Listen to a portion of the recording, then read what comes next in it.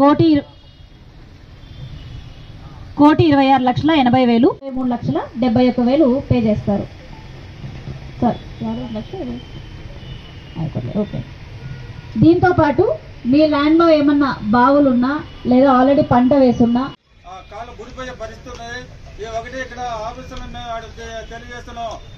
RDO గారు అదేవిధంగా మరి డిఆర్ఓ గారు కూడా ఉన్నారు కాబట్టి మీరు విచారించి రైతుల్ని పట్టగొట్టకుండా కూడా మీరు ఎట్లా కాలం ఉండేటట్టుగా చూడాలని, అదేవిధంగా మీరు ఏదైనా నష్టపరిహారం కనుక రైతుల వద్ద తీసుకుంటే రోడ్డుకి కిందగా కూడా గొట్టాలు వేసుకోవడానికి కూడా ఖర్చు కూడా మేము రైతులకు కూడా మేము భరిస్తాం తెలియజేస్తూ మా రైతులకి న్యాయం చేయాలని ఆర్టీఓ గారికి ఒక మొమ్మనాడు ఇస్తున్నాం.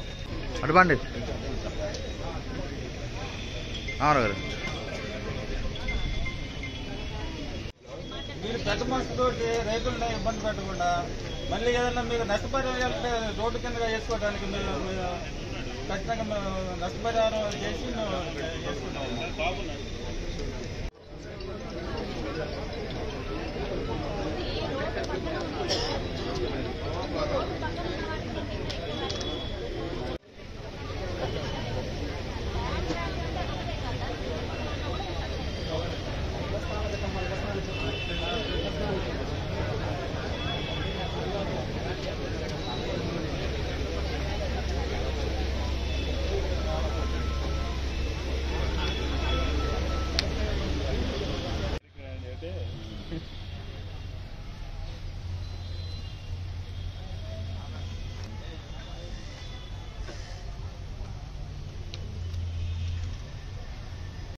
ఈరోజు జొన్నలగడ్డ బైపాస్ రోడ్డుకు సంబంధించి కాసినపల్లి దగ్గర రోడ్డుకు సంబంధించి ఇక్కడ ఆర్డీఓ గారి ఆఫీసులో గ్రామ సభ జరుగుతుంటే అక్కడ జొన్నలగడ్డ కాసినపల్లి రైతులు ఒక మెమోరాండం ఇచ్చారు.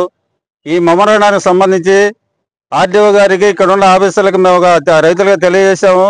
గత 30 సంవత్సరాలుగా కామినేని శ్రీదేవి అదేవిధంగా వాళ్ళ కుటుంబ సభ్యుల పొలంలో నుంచి 30 సంవత్సరాల కిందట గొట్టాలు వేసి దాదాపు 100 ఎకరాలకి నీటి పాతాలు జరుగుతుంది.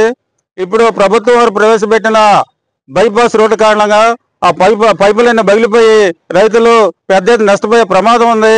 మేము ఈ సందర్భంగా ఒకటే తెలియజేసాం ఆర్డీఓ గారికి వాళ్ళకి ఆఫీసర్లకి, అమ్మ ఆర్డీఓ గారు మీరు పెద్ద మనసు కలగజేసుకొని రైతులు ఇబ్బంది పడకుండా మరి బైపాస్ రోడ్డుకి వేసేటప్పుడు పక్కగానైనా మాకు గొట్టాలు ఇచ్చి నీళ్లు ఇచ్చి ఆదుకోవాలని కూడా తెలియజేసాం.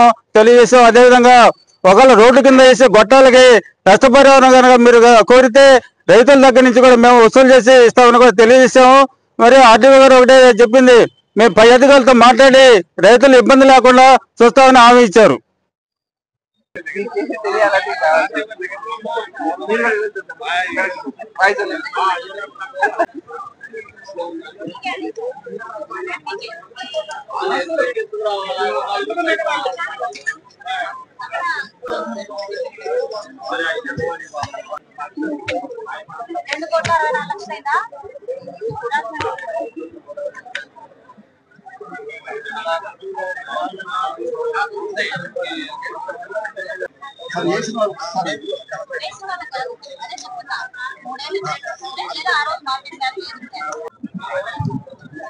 పల్నాడు జిల్లా నర్సరావుపేట డివిజన్ లో